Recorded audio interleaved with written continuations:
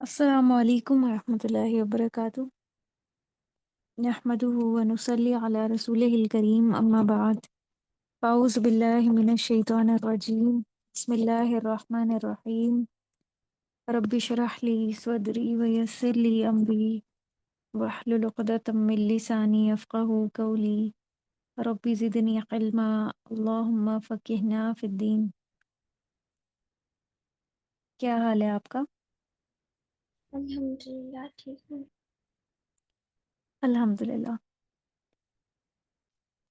आज हम आयत नंबर 221 से शुरू करेंगे। आप ओपन कर लें अपना तर्जुमे वाला कुरान। और मैंने आपसे कहा था कि मुझे जो आपका तर्जुमे वाला कुरान है उसके अंदर से पिक्चर सेंड कीजिएगा। जो आयत नंबर 221 है ना, उसकी पिक्चर सेंड कीजिएगा आज याद से। ठीक। वला तनकिहुल मुशरिकाती, और ना तुम निकाह करो मुशरिक औरतों से। जमा मुअन्नस सालिम आप पढ़ चुकी हैं। ये मुशरिकतुन इसका वाहिद था, और जमा मुअन्नस सालिम बनाने के लिए आखिर में मुशरिकतुन के दरमियान में ता से पहले एक अलिफ लगा दिया जाता है। तो बल्कि उस गोल ता को हटा के ये कहना ज़्यादा बेहतर है कि आखिर में अलिफ और ता लगा दिया जाता है, क्योंकि ये आखिर में दूसरी ता आती है मुशरिक औरतों से। और अगर आप इसकी अराबी हालत देखें तो ये अल मुशरिकाती, ये यहाँ पे मंसूब है, क्योंकि जमा मुअन्नस सालिम में हमें दो एराबी हालतें नज़र आती हैं। मुशरिकातुन मतलब मरफू, और मुशरिकातिन मुशरिकातिन। तो यहाँ पे ये फ़ेल के बाद मफ़ूल बिही के तौर पे आया है। ना तुम निकाह करो मुशरिक औरतों से हत्ता यहाँ तक कि युमिन, वो ईमान ले आए। तो निकाह जो है वो एक मुआहदा होता है मर्द और औरत के दरमियान, और बंदों की गवाही के साथ करार पाता है।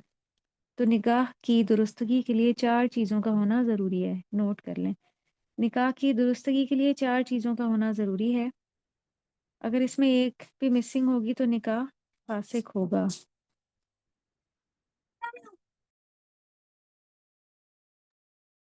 सबसे पहला है वली, वली का होना। इसमें वली जो है लड़की का बाप होता है, या बाप की गैर मौजूदगी में सबसे करीबी जो अजीज या रिश्तेदार होता है वो।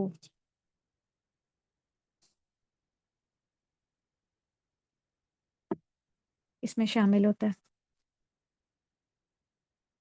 तो लड़की की शादी के वक्त उसके साथ कोई जिम्मेदार शख्स का होना ज़रूरी है, और एक हदीस से पता चलता है कि वली के बगैर निकाह नहीं हो सकता। हज़रत उमर रज़ियल्लाहु अन्हु फरमाते हैं कि औरत का निकाह जो है वली की इजाज़त के बगैर ना किया जाए।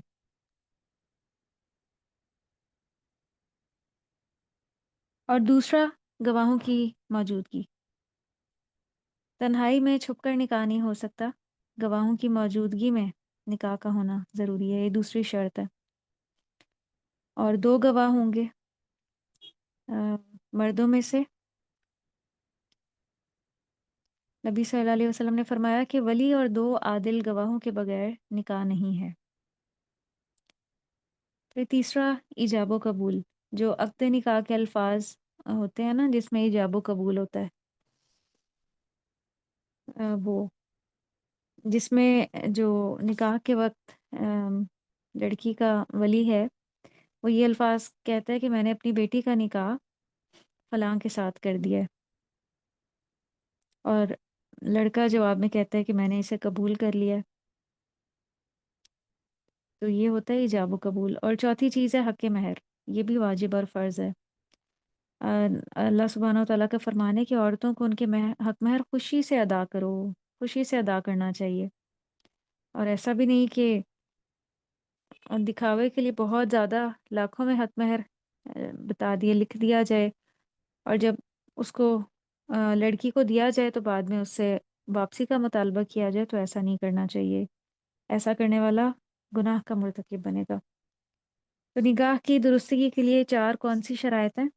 इसमें सबसे पहली कौन सी है? वली का मौजूद होना। और दूसरा? गवाहान की मौजूदगी में होता है। गवाहों की मौजूदगी। तीसरा? इजाब कबूल और चौथा? अपने है। बिल्कुल।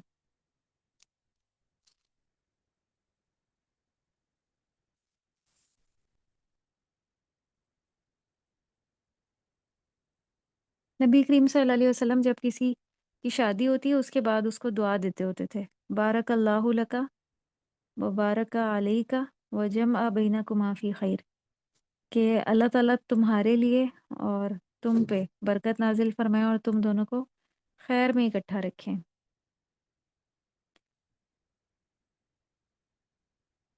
इसी तरह शवाल के महीने में शादी और रुखसती जो है वो पसंदीदा है। हज़रत आयशा रज़ी अल्लाह अन्हा का भी नबी करीम सल्लल्लाहु अलैहि वसल्लम के साथ जो निकाह है वो शवाल के महीने में ही हुआ था।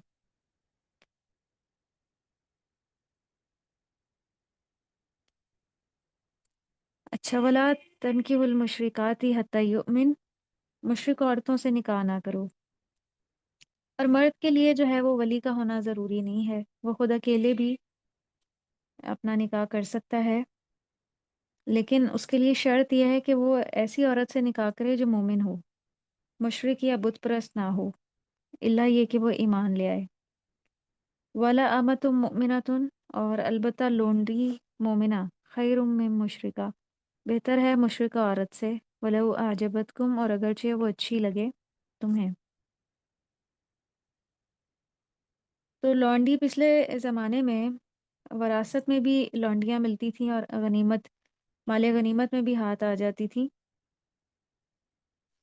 यहाँ से ये अहम बात पता चल रही है कि निकाह के लिए भी ईमान और दीन को तरजीह देनी चाहिए। एक बहुत ही अहम हदीस है, आप उसे नोट कर लें। हज़रत अबू हुरैरा रज़ी अल्लाह अन्हु से रिवायत है कि नबी करीम सल्लल्लाहु अलैहि वसल्लम ने फरमाया, औरत से चार बातों की वजह से निकाह किया जाता है: उसके माल की वजह से, उसके हुस्न की वजह से, हसब नसब की वजह से, उसके दीन की वजह से। तो इनमें से जिसने दीन की वजह से निकाह किया वो कामयाब हुआ। या एक हदीस में अल्फाज ये हैं कि तुम दीनदारी को तरजीह दो, क्योंकि इसमें फ़ायदा है। दीनदार औरत अगर घर में आएगी तो इसमें सरासर खैर और फ़ायदा।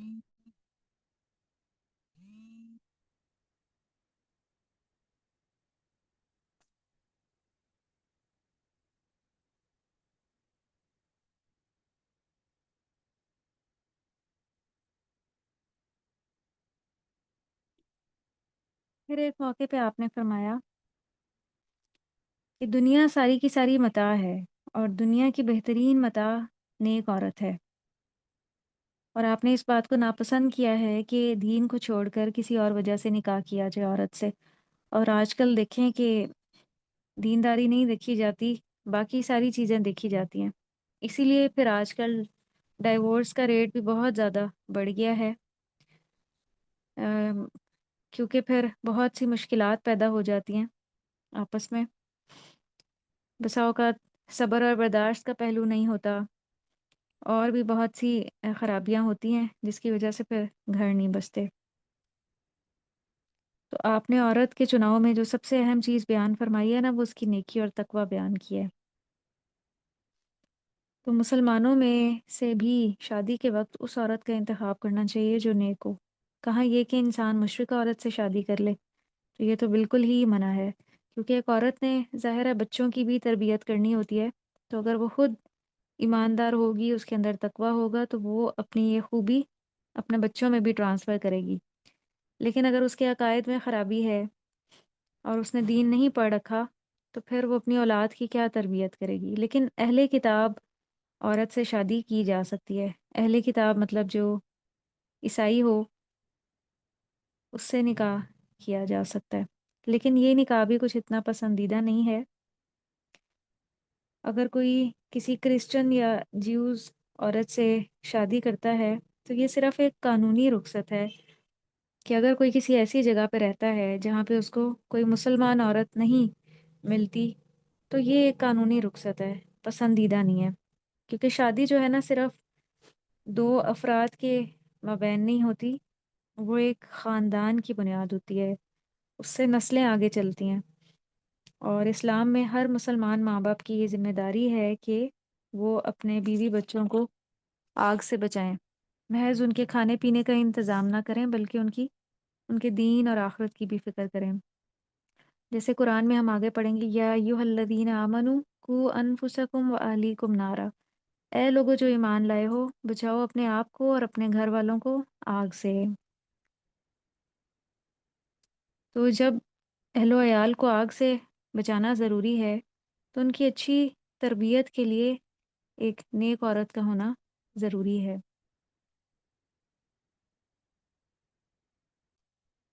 حضرت عمر رضی اللہ عنہ نے اپنے دور خلافت میں جب دیکھا کہ عراق اور شام کے علاقوں میں مسلمان اہل کتاب عورتوں سے شادی کرنے لگے ہیں، تو آپ نے ایک آرڈیننس یا حکم کے ذریعے اس کو روک دیا تھا، کیونکہ اس سے اندیشہ تھا کہ مسلمانوں کی آئندہ نسلیں کہیں اپنا دین نہ بدل بیٹھیں۔ تو ولا تنکحوا مشرکات حتی یؤمن،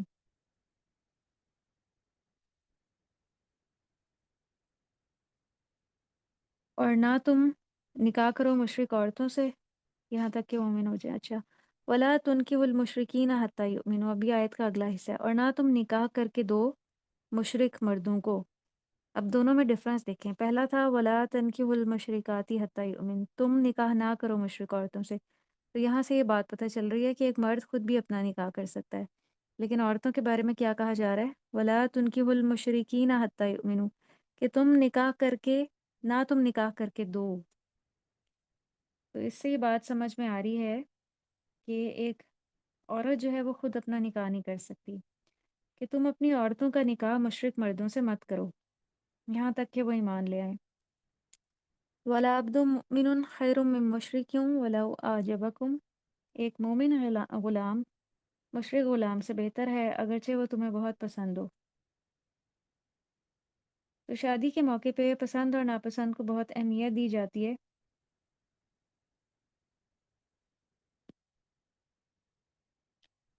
تو پسند اور ناپسند نکاح میں ایک فیکٹر تو ہو سکتا ہے، لیکن صرف یہی ایک وجہ کافی نہیں ہو سکتی، اس لیے کہ دل کی حالتیں تو بدلتی رہتی ہیں۔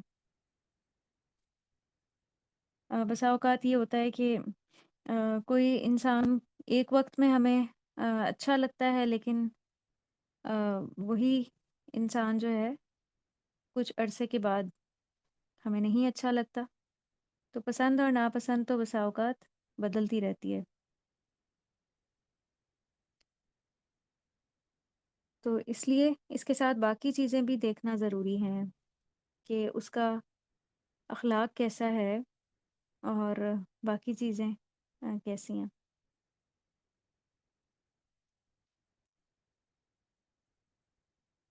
ہم میں سے ہر ایک یہ دیکھے کہ جب ہم بچے تھے، بہت چھوٹے تھے، پسند اور تھی، جیسے جیسے بڑے ہوئے تو پسند چینج ہوتی گئی، ایسا ہی ہوا نا؟ پسند ہمیشہ ایک تو نہیں رہتی، جو بچپن میں چیزیں جی پسند، بچپن میں کیا ہے، کھلونے پسند ہوتے ہیں، پھر جیسے جیسے انسان بڑا ہوتا ہے اس کی پسند تبدیل ہوتی رہتی ہے، اور جب انسان کا دین کی طرف رجحان ہوتا ہے تو اس کی پسند اور تبدیل ہو جاتی ہے۔ تو اسلام میں اس بات کی کوئی گنجائش نہیں ہے کہ ایک مرد اور عورت کا نکاح محض پسند کی بنیاد پہ ہو، خاص طور پہ لڑکی کے لیے،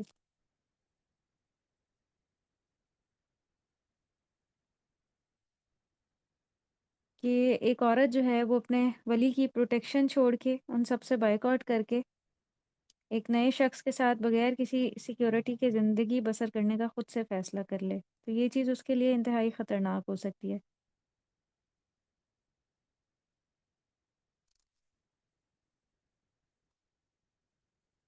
پھر آگے کہا جا رہا ہے کہ ایک غلام، ایک ادنا درجے کا انسان جس کی معاشرے میں کوئی ویلیو نہیں ہے، جس کے پاس کوئی مال نہیں ہے، اللہ کی نظر میں وہ زیادہ بڑا ہے اس مشرک سے جس کے پاس بہت دنیا ہے، بہت وہ ہینڈسم اور سمارٹ ہے۔ کیوں؟ کیا وجہ ہے؟ الائی کا یدعون الی النار، کیونکہ یہ جو لوگ ہیں، یہ مشرک، یہ آگ کی طرف بلاتے ہیں۔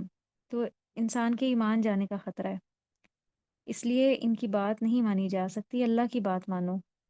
واللہ یدعو الی الجنہ، اور اللہ سبحانہ و تعالیٰ جنت کی طرف بلاتے ہیں، کیونکہ جو میاں بیوی ہیں ان کا ایک دوسرے کے اوپر بہت ایک اثر و رسوخ ہوتا ہے، دونوں ایک دوسرے کی باتوں کو فالو کر رہے ہوتے ہیں، مان رہے ہوتے ہیں۔ تو اگر ان کے عقائد میں زمین اور آسمان کا فرق ہوگا کہ ایک مسلمان ہے دوسرا مشرک ہے، تو ان کی زندگی کس بنیاد پہ گزرے گی؟ یا ان کے بچے کس چیز کو فالو کریں گے، کس کے دین کو فالو کریں گے؟ باپ کے دین کو فالو کریں گے یا ماں کے دین کو فالو کریں گے؟ تو اس لیے اللہ سبحانہ و تعالیٰ تو جنت کی طرف بلاتے ہیں، والمغفرہ بِإِذْنِهِ، اور بخشش کی طرف اپنے اذن کے ساتھ، وَيُبَيِّنُ آیاتہ للناس، اور بیان کرتا ہے آیات اپنی لوگوں کے لیے، لعلہم یتذکرون، تاکہ وہ نصیحت حاصل کریں، تاکہ وہ بات کو سمجھ جائیں۔ اب لاسٹ جو ہم نے سیشن میں آیات پڑھی تھی تو صحابہ کرام سوال پوچھ رہے تھے، پہلے انہوں نے شراب اور جوئے کے بارے میں سوال پوچھا، پھر اس کے بعد مال کے بارے میں پوچھا، پھر یتیموں کے بارے میں پوچھا، اب دوبارہ سے سوال پوچھا جا رہا ہے، وَيَسْأَلُونَكَ عَنِ الْمَحِيضِ، وہ سوال کرتے ہیں حیض کے بارے میں۔ ہے واو زواد اس کا روٹ ہے، حوض کا ورڈ آپ نے اردو میں بھی پڑھا ہوگا۔ حوض اس جگہ کو کہا جاتا ہے جہاں پہ پانی بہتا ہے۔ تو حیض سے مراد وہ اسپیسیفک خون ہے جو مخصوص دنوں میں جاری ہوتا ہے بلوغت کے بعد، اور یہ عورت کے رحم سے یعنی یوٹرس سے جاری ہوتا ہے۔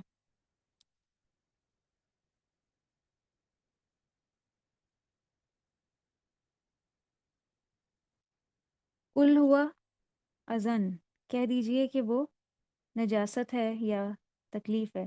تو یہ جو اذا کا ورڈ ہے اس کا معنی ہوتا ہے تکلیف، بیماری یا گندگی۔ تو حیض ایک تکلیف اور بیماری کی حالت ہوتی ہے، اس کو نجاست اور گندگی کہنا تو سمجھ میں آتا ہے، لیکن اگر اس سے مراد بیماری اور تکلیف لی جائے تو آپ دیکھیں کہ ان دنوں میں عورت کے اندر جو جسمانی تبدیلیاں ہوتی ہیں ان کی وجہ سے بسا اوقات اس میں چڑچڑا پن بلڈ لاس کی وجہ سے پیدا ہو جاتا ہے، یا ایک ان ایزینس کی کیفیت پیدا ہو جاتی ہے۔ اسی طرح ہارمونل چینجز کی وجہ سے بسا اوقات جسم کے کچھ حصوں میں اسٹفنس ہو جاتی ہے، یا بسا اوقات موڈز سوئنگز ہوتے ہیں، اپ اینڈ ڈاؤن ہوتے ہیں، غصہ آتا ہے یا سستی طاری ہوتی ہے، کاہلی طاری ہوتی ہے۔ تو یہ کیفیت جو ہے وہ ہر کسی کے لیے ڈفرینٹ ہو سکتی ہے۔ تو اللہ فرما رہے ہیں فَاعْتَزِلُوا، تو الگ رہو، النساء عورتوں سے، فی المحیض حیض کی حالت میں۔ بیوی کے ساتھ ان دنوں میں جو میاں بیوی کا ریلیشن ہوتا ہے وہ قائم نہیں کیا جا سکتا یہاں تک کہ وہ پاک ہو جائیں۔ فَلَا تَقْرَبُوهُنَّ حَتَّى يَطْهُرْنَ، یعنی یہاں تک کہ وہ غسل کر کے پاک ہو جائیں۔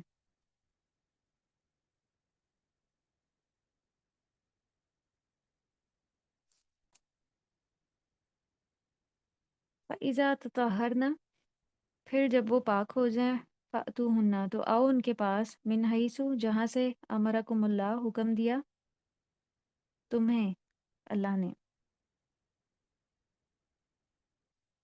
تو حالت حیض میں عورت کون کون سے کام نہیں کر سکتی یہ آپ نوٹ کر لیں۔ ایک تو عورت نماز نہیں پڑھ سکتی، اس دوران اس کی نماز جو ہے وہ معاف ہے۔ نمبر سیکنڈ، روزے نہیں رکھ سکتی، لیکن روزوں کی قضا ہے، بعد میں وہ اس کو پوری کرنی ہوگی، کیونکہ پورا سال ہوتا ہے، پورے سال میں کبھی بھی وہ رکھ سکتی ہے اگلے رمضان سے پہلے۔ تیسری چیز، طواف کعبہ نہیں کر سکتی، البتہ حج کے جو باقی ارکان ہیں وہ کر سکتی ہے، منا میں، عرفات میں وقوف وغیرہ۔ اور نمبر فورتھ، وہ کعبہ میں یا کسی بھی مسجد میں داخل نہیں ہو سکتی۔ ہاں اگر کسی کا گھر ایسی جگہ پہ ہے کہ وہیں سے مسجد سے ہی گزر کے جانا پڑتا ہے تو پھر اس چیز کی رخصت ہے۔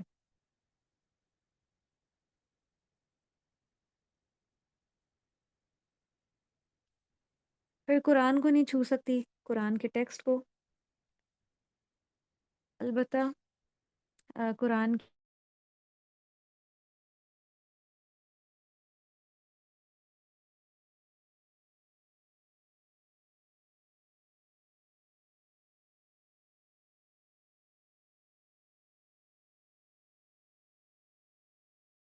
کی جا سکتی ہے۔ اس میں قرآن کی تلاوت کے حوالے سے جتنی بھی احادیث ہیں جس میں منع کیا گیا ہے تو وہ سب درست نہیں ہیں۔ تو آیات کو توڑ توڑ کے یعنی رک رک کے قرآن کی تلاوت کر سکتی ہے، جیسے ان اللہ یحب التوابین و یحب المتطہرین۔ عام حالات میں جس روانی سے وہ تلاوت کرتی ہے اس کی نسبت تھوڑا سا پازز کے ساتھ رک رک کے۔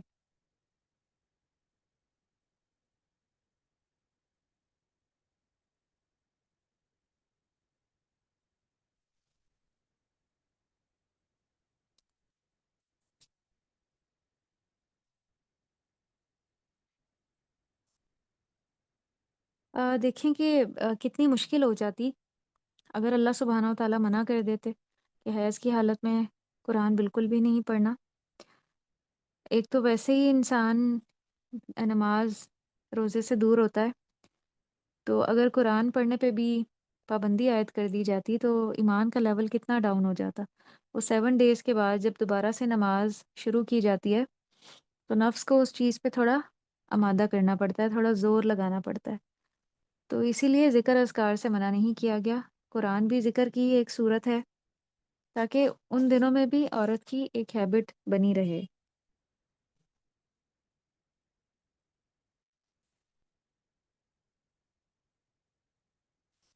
فَإِذَا تَطَهَّرْنَ فَأْتُوهُنَّ مِنْ حَيْثُ أَمَرَكُمُ اللَّهُ۔ تو جب وہ پاک ہو جائیں غسل کر کے تو عورتوں سے تعلق قائم کرنا جائز ہے، لیکن فطری طریقے کے مطابق، غیر فطری طریقے کے مطابق نہیں۔ غیر فطری کیا طریقہ کیا ہے؟ جیسا کہ قوم لوط کا طریقہ تھا کہ ان کے جو مرد ہیں وہ مردوں کے پاس آتے تھے، تو نبی کریم صلی اللہ علیہ وسلم نے اس شخص پہ لعنت کی ہے جو قوم لوط جیسا عمل کرے۔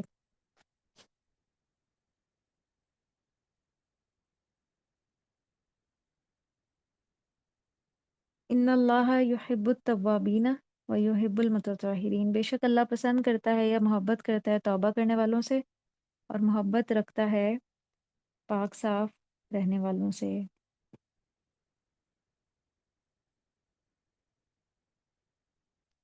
تو توبہ کی یہاں پہ بات کیوں کی گئی ہے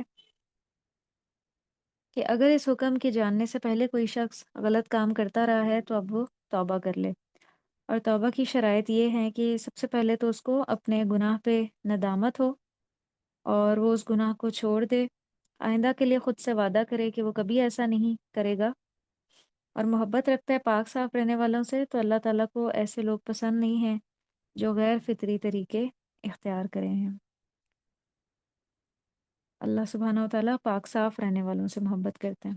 نساؤکم حرث لکم، تمہاری عورتیں تمہارے لیے کھیت ہیں۔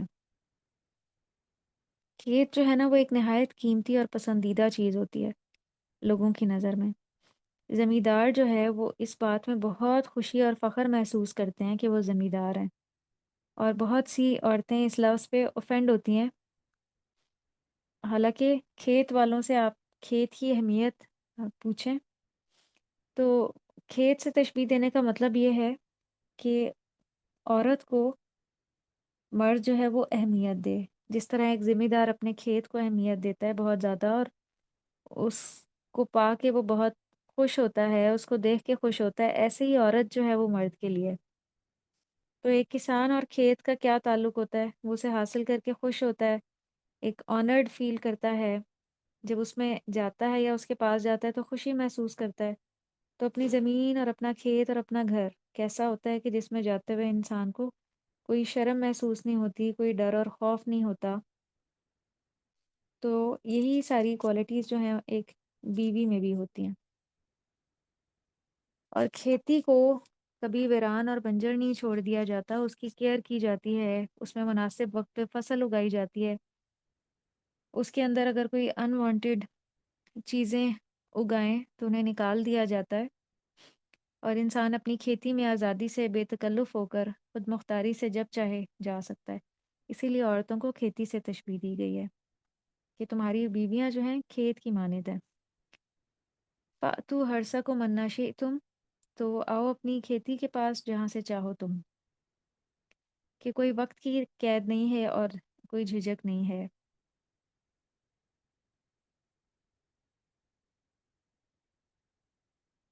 وقدموا لانفسکم، اور آگے بھیجو اپنے نفسوں کے لیے۔ کیا آگے بھیجو کہ عورت کے پاس یا بیوی کے پاس محض سیر و تفریح کے لیے نہیں جانا چاہیے، بلکہ یہاں سے یہ مراد ہے کہ اس سے اولاد بھی حاصل کرنی چاہیے، نسل کو آگے بڑھانا چاہیے، اور پھر آخرت کی بھی فکر کرنی چاہیے۔ اگر نیک اور صالح بچے ہوں گے تو صدقہ جاریہ ہوں گے، خوشی کا سبب ہوں گے، آخرت میں بھی کام آئیں گے۔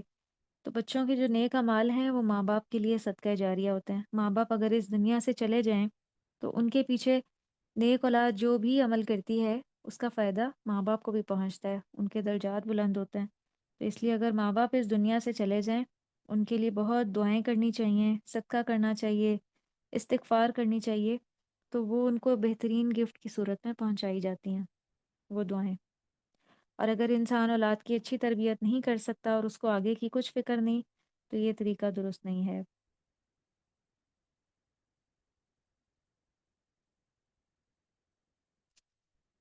واتقوا اللہ وَاعْلَمُوا أَنَّكُم مُّلَاقُوهُ، اور ڈرو اللہ سے اور جان لو بے شک تم ملاقات کرنے والے ہو اس سے۔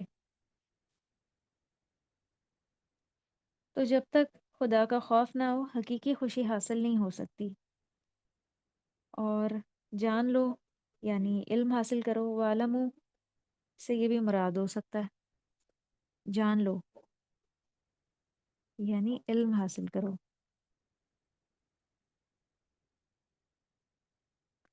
کہ تم اس سے ملاقات کرنے والے ہو۔ اگر دنیا میں کوئی ایک دوسرے کے حقوق پورے نہ کرے، کہ شوہر اور بیوی نے، ان کو جب یہ پتہ ہوگا کہ ہمیں اللہ کو جواب دینا ہے، تو وہ ان کا لائف سٹائل ٹوٹلی چینج ہو جائے گا۔ تو بسا اوقات میاں بیوی شادی تو ہو جاتی ہے لیکن ایک دوسرے کے حقوق ادا نہیں کرتے، اس کو اگنور کرتے ہیں یا چھوڑ دیتے ہیں یا ایک دوسرے پہ زیادتی کرتے ہیں۔ بسا اوقات بیویاں بھی شوہر کے حقوق ادا نہیں کرتی، تو حقوق العباد جو ہے نا اس کی بہت زیادہ پوچھ ہے۔ اس میں جو کمی کوتاہی ہے نا اس کا ازالہ نماز اور روزہ بھی نہیں کر سکتا۔ اگر کسی کے حق میں کمی کی ہے نا، جیسے عورت نے شوہر کے حق میں کمی کی ہے یا ماں باپ کے حق میں کمی کی ہے، تو یہ جو ہے اس کی کمی نماز روزے سے بھی پوری نہیں ہوگی جب تک وہ بندہ خود اپنے حق کو معاف نہ کر دے۔ اور ایمان والوں کو خوشخبری دے دو کہ اللہ نے ان کو اس تعلق کی اجازت دے کر ایک خوشی کا موقع پیدا کیا ہے۔ پھر دنیا میں جو اولاد دی جو صدقہ جاریہ بنے گی، پھر اگر خود اچھے کام کیے، تقوی اختیار کیا اور دوسروں کے حقوق ادا کیے، اولاد کی اچھی تربیت کی، تو جنت کی خوشخبری ہے۔ تو یہ ساری خوشخبریاں ہیں جو مومنین کے لیے ہیں، خاص طور پہ ایمان لانے والوں کے لیے۔ تو ایمان لانے والوں کو دنیا میں بھی کئی بشارتیں اللہ سبحانہ و تعالیٰ دیتے ہیں۔ دنیا میں بھی ان کی زندگی میں ایک سکون اور اطمینان ہوتا ہے جب وہ اپنے دین کو یا اللہ کی بات کو فالو کرتے ہیں، تو اس کے بدلے میں ان کے حصے میں بہت سی خیر اور بھلائیاں آتی ہیں جو دین کو نہ فالو کرنے کے نتیجے میں نہیں آتی۔ تو ہمارا جو دین ہے وہ سراسر خیر اور بھلائی ہے۔ بظاہر اس میں مشکلات ہیں کہ جو بھی اس راستے پہ چلتا ہے اس کو کچھ تکلیف اور بیریئرز معاشرے کی طرف سے فیس کرنے پڑتے ہیں، لیکن ایک بندہ مومن جب چلتا رہتا ہے تو جو ریوارڈ اس کو اس دنیا میں ملتے ہیں دین پہ چلنے کے نتیجے میں، وہ بے پناہ ہیں۔ بہت سی خیر برکتیں اور بھلائیاں اس کے حصے میں آتی ہیں۔ آیت نمبر 224، وَلَا تَجْعَلُوا اللَّهَ عُرْضَةً لِأَيْمَانِكُمْ، نہ تم بناؤ اللہ کو نشانہ اپنی قسموں کا۔ تو عرضتاً کا روٹ ہے عین را، اور زواد اس کا معنی ہوتا ہے سامنے، اور یہ کہتے ہیں ڈھال کو۔ تو ڈھال بھی جب کوئی وار کرتا ہے نا تو انسان اپنے سامنے کر لیتا ہے، اس کا معنی ہے رکاوٹ اور نشانہ یا آڑ بھی۔ ان تبروا وتتقوا وتصلحوا بین الناس، کہ تم نیکی نہ کرو گے، لوگوں میں صلح نہیں کراؤ گے، تم خیر سے روکو گے، تم نیکی کے کام نہیں کرو گے۔ اس کی مثال کیا ہے؟ جیسے کوئی اللہ کا نام لے کر قسم کھائے اور کہے کہ میں تمہیں تمہارا حق نہیں دوں گی، میں تمہیں کبھی سلام نہیں کروں گی، یا یہ کہ میں فلاں کے درمیان صلح نہیں کراؤں گی، تو مومن اس طرح کے کام نہیں کرتا، کہاں یہ کہ وہ قسم کھا لے ایسی باتوں کی۔ واللہ سمیع علیم، اور اللہ تعالیٰ سننے والا ہے، جاننے والا ہے۔ یعنی اللہ کے عظیم نام کو ایسی لا یعنی قسموں کے لیے استعمال نہیں کرنا چاہیے۔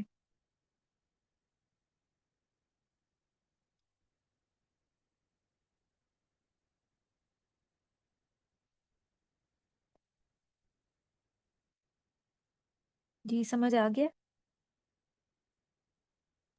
جی چلیں الحمدللہ، غصے میں آ کے بھی ایسی باتیں نہیں کرنی چاہیے، اور اگر کوئی قسم کھا لے تو اس کو توڑ دے اور اس کا کفارہ ادا کر دے۔ آگے ہم قسم توڑنے کا کفارہ بھی پڑھیں گے، کہ اگر کوئی قسم اس طرح کی کھا لے تو اس کا کفارہ کیا ہوتا ہے۔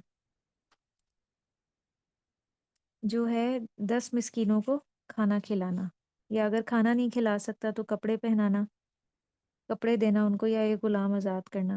اور اگر کوئی یہ سب کچھ نہ کر سکے تو 3 دن کے لگاتار روزے رکھے، یہ قسم توڑنے کا کفارہ ہے۔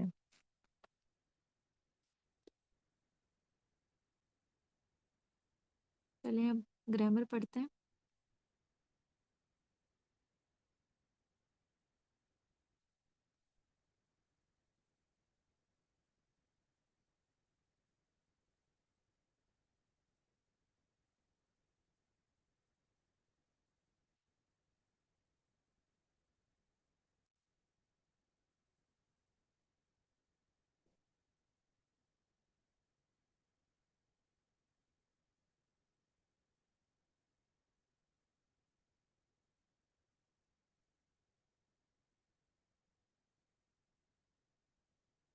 لاسٹ ٹائم ہم نے جمع مؤنث سالم اسماء کا اعراب پڑھا تھا، کہ مرفوع ہوتے ہوئے مسلماتن ہوتا ہے، منصوب اور مجرور ہوتے ہوئے مسلماتن مسلماتن۔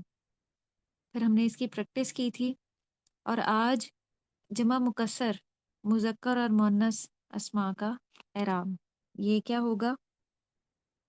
جمع مکسر، مکسر کہتے ہیں جو جمع ٹوٹ پھوٹ جائے، جس میں واحد کے الفاظ اسی طرح سے برقرار نہ رہیں، جیسے رجل کی جمع رجالن ہے، تو یہ جمع بناتے ہوئے کچھ ٹوٹ پھوٹ کا شکار ہو گئی ہے، یا کچھ لفظوں کا اضافہ ہو جاتا ہے، یا کچھ لفظوں کی کمی ہو جاتی ہے۔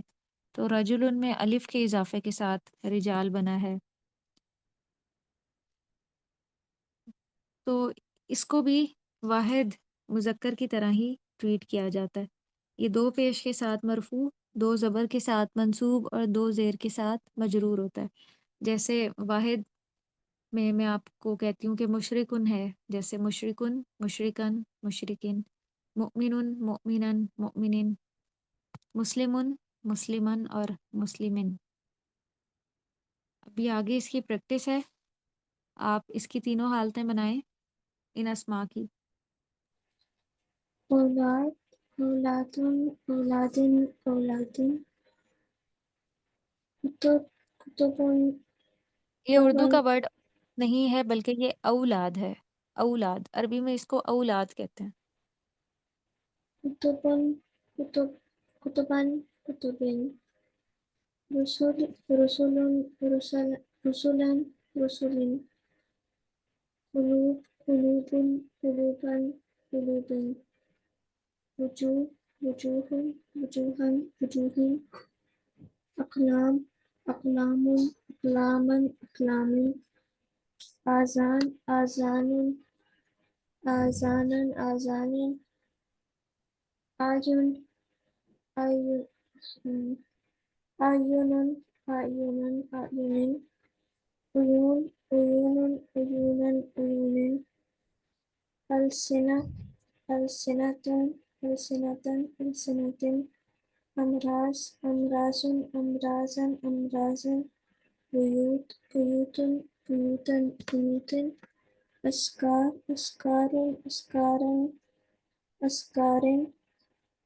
أبواب أبوابا أبوابا أبوابا أبوابا حروف حروفا حروفا حروفا अच्छा, ये जो इसकी मंसूब हालत बनेगी ना, तो उसमें एक अलिफ का इज़ाफ़ा भी होगा इन सब में। जैसे औलादन में इस तरह से लिखेंगे, औलादन अलिफ के इज़ाफ़े के साथ, और रुसुलन वो ऐसे लिखेंगे।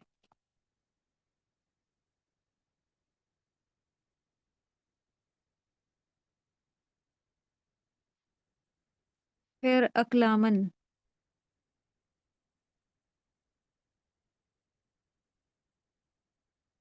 अक़लामन इस तरह से लिखेंगे। अलसीनतन को इसी तरह से लिखेंगे क्योंकि इसके आखिर में गोल ता है, और इमराज़न में भी, इन सब में आखिर में एक अलिफ का इज़ाफ़ा होगा। तो मंसूब हालत इस तरह से लिखी जाती है। और ये अबवाब है, तो अबवाबन में भी आखिर में 2 अलिफ आएँगे, अबवाबन।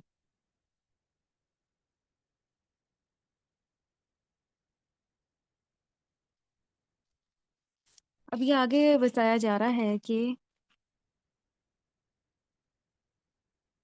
जमा मुकस्सर चाहे मुज़क्कर हो या मुअन्नस, इससे क्या मुराद है, मुज़क्कर हो या मुअन्नस? जैसे नीचे देखें, रजुलुन जो है ये मुज़क्कर है, निसाउन जो है ये मुअन्नस है। तो इसमें अगर इस पे अलिफ लाम दाखिल करेंगे तो अस्मा के आखिर में आने वाली तनवीन ख़त्म हो जाती है, सिर्फ एक हरकत आएगी। जैसे रजुलुन, नीचे आप देखें जब अलिफ लाम दाखिल किया तो अर रजुलु हो गया, और मंसूब रजुलन पे जब अलिफ लाम दाखिल किया तो अर रजुला हो गया। मजरूर रजुलिन पे जब अलिफ लाम दाखिल किया तो अर रजुली हो गया। फिर इसी तरह मुमिनातुन था, तो इसको जब मारफा बनाया गया है अलिफ लाम लगा के तो अल मुमिनातु हो गया।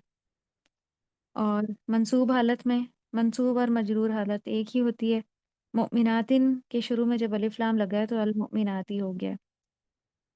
ये इससे आगे एक एक्सरसाइज है, ये आप इस पे अलिफ लाम दाखिल करते हुए मरफू मंसूब और मजरूर बनाएं।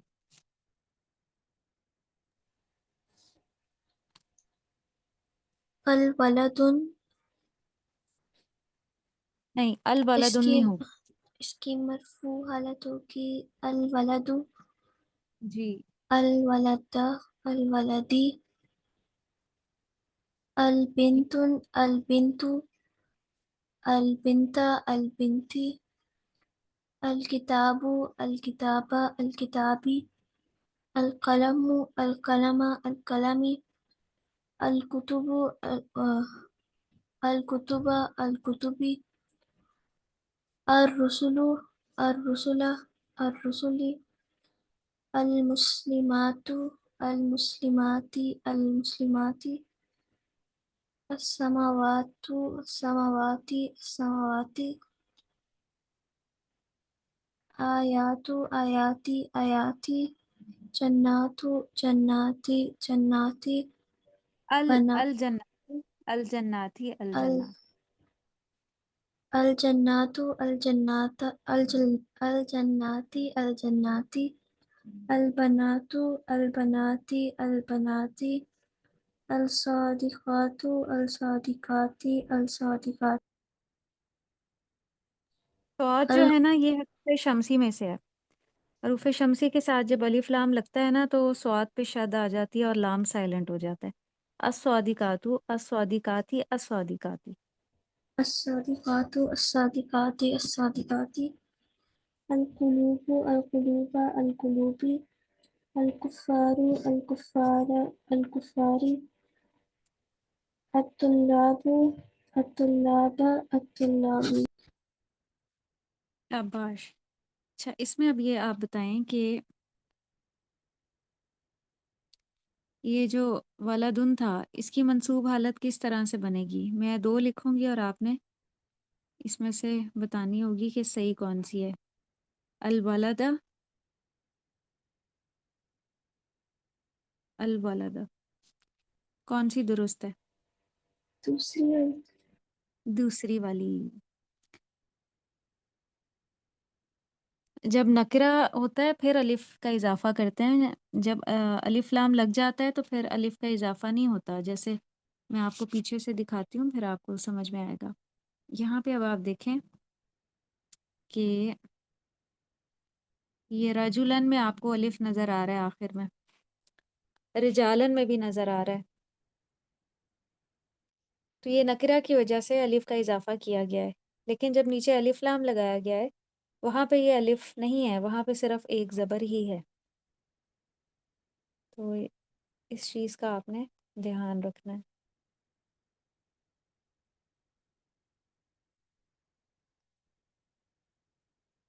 आज के लिए बस इतना ही था। हम लेसन में से कुछ मिसालें देख लेते हैं।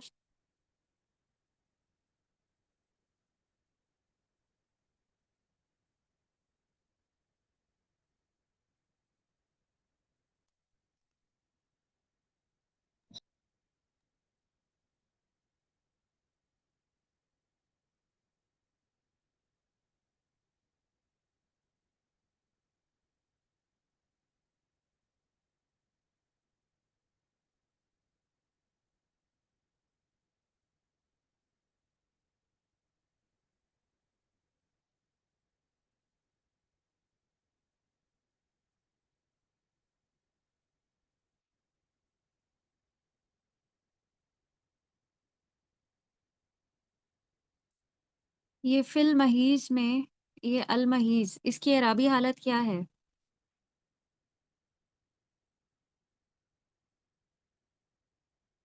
कौन सी आए थे? आयत नंबर 222।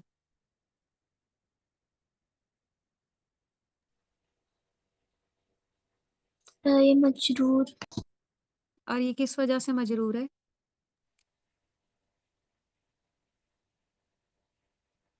अलिफ लाम नहीं, अन की वजह से। फी की वजह से। फी हरूफ जारा में से है ना, फिल महीज। अच्छा, अल मुतत्वाहिरीन, पाक साफ रहने वालों से, इसकी एराबी हालत क्या है? ये मरफू है, मंसूब है या मजरूर है? ये आपने वैसे भी पढ़ा नहीं है, लेकिन मुझे ऐसा लगता है कि आपको इसका पता चल जाएगा इंशाल्लाह। मंसूब। युहिब्बु फेल है ना, और फेल के बाद मफूल बिही आता है, और मफूल बिही मंसूब होता है। तो इसलिए ये क्या है, ये जमा में मंसूब है। ये इसकी मरफू हालत थी मुतत्वाहिरूना वाव नून के साथ, लेकिन यहाँ पे चूंकि ये मफूल बिही बन के आ रहा है, तो इसलिए ये मुतत्वाहिरीना हो गया या नून के साथ।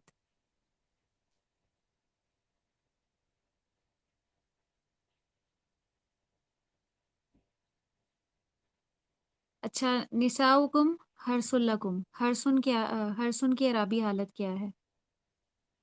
मरफू।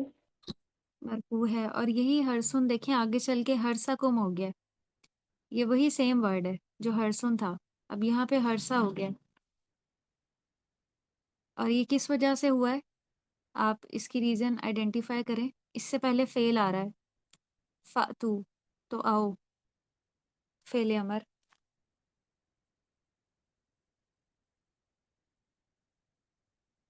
तो ये हरसा किस वजह से मंसूब है?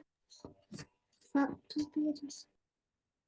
फातू की वजह से, क्योंकि फेल के बाद मफूल भी ही आता है, और ये मफूल भी ही है, इसलिए ये हरसा हो गया यहाँ पे।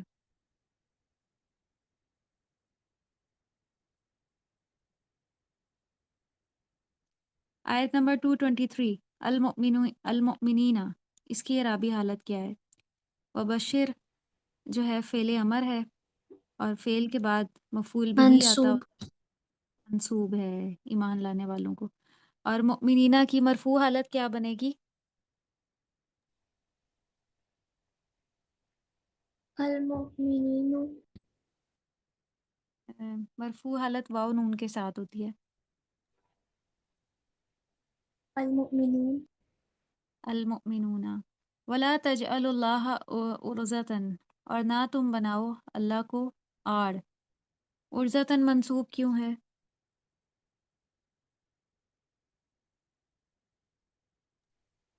से फेल आया से पहले। हाँ, इससे पहले फेल आ रहा है ना, تو یہ ابھی مفعول بھی بن رہا ہے، اور ایک ہی فعل کے بعد دو مفعول بھی ہو سکتے ہیں، جیسے یہاں پہ لفظ جلالہ اللہ بھی مفعول بھی ہی ہے اور عرضتاً بھی، دونوں ہمیں منصوب نظر آ رہے ہیں۔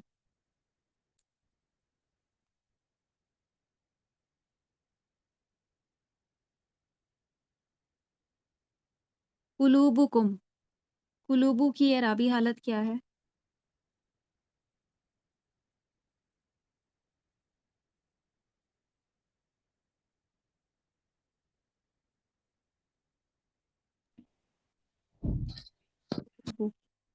قلوبکم 225 میں مرفوع مرفوع ہے۔ وَإِنْ عَزَمُوا الطَّلَاقَ، تو یہاں پہ دیکھیں یہ الف لام لگانے کی وجہ سے آخر سے اس کا اعراب ہلکا ہو گیا ہے۔ یہ اصل میں جو ہے طلاقن تھا، اگر ہم اس کو نکرہ بناتے، اگر وہ عزم کر لیں طلاق کا، فعل کے بعد یہ آ رہا ہے اسی لیے یہ منصوب ہے، مفعول بھی ہی بن کے آ رہا ہے، تو الف لام لگانے سے تو دیکھیں آخر میں ایک ہی حرکت آئی ہے۔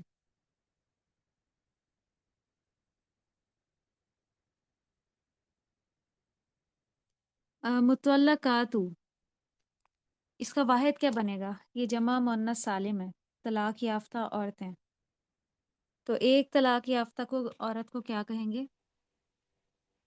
طلق ہاں مطلقہ، مطلقہ، مطلقہ کا مطلب ہوگا ایک طلاق یافتہ عورت، اور اگر ہم اس کو آخر تک اعراب لگائیں تو مطلقاتن۔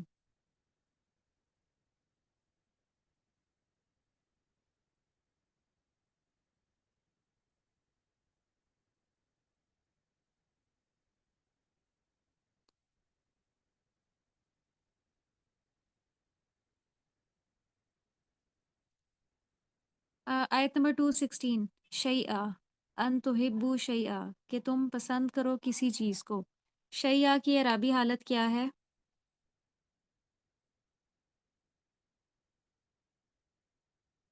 منصوب منصوب ہے، اور اس کے ساتھ آپ کو الف نظر آ رہا ہے،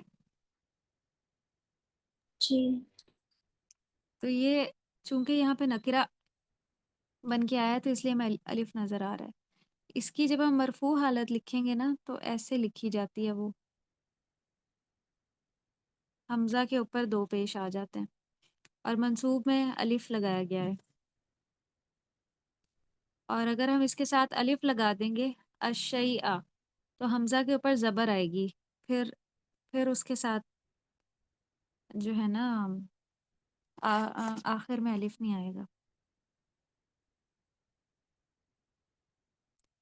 یہ انش شہر الحرامی کتالن، کتالن مجرور کیوں ہوا ہے؟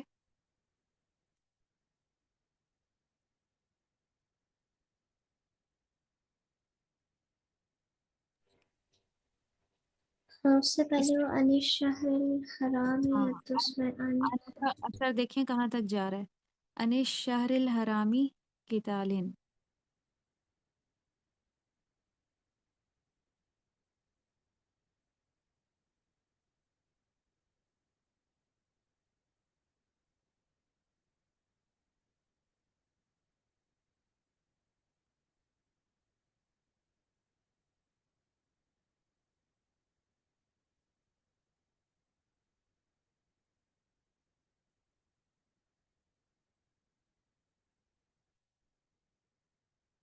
آیت نمبر 213، یہ جو بینات ورڈ ہے اس کا واحد بنائیں۔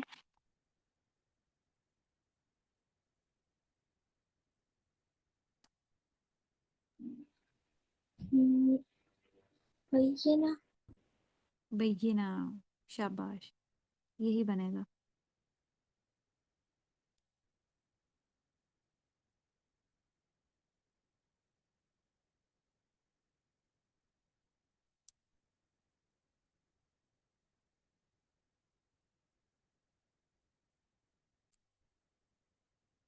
چلیں ٹھیک ہے، آج کے لیے اتنا ہی، وآخر دعوانا ان الحمد للہ رب العالمین، سبحانک اللہم و بحمدک، نشہد ان لا الہ الا انت، نستغفرک و نتوب الیک۔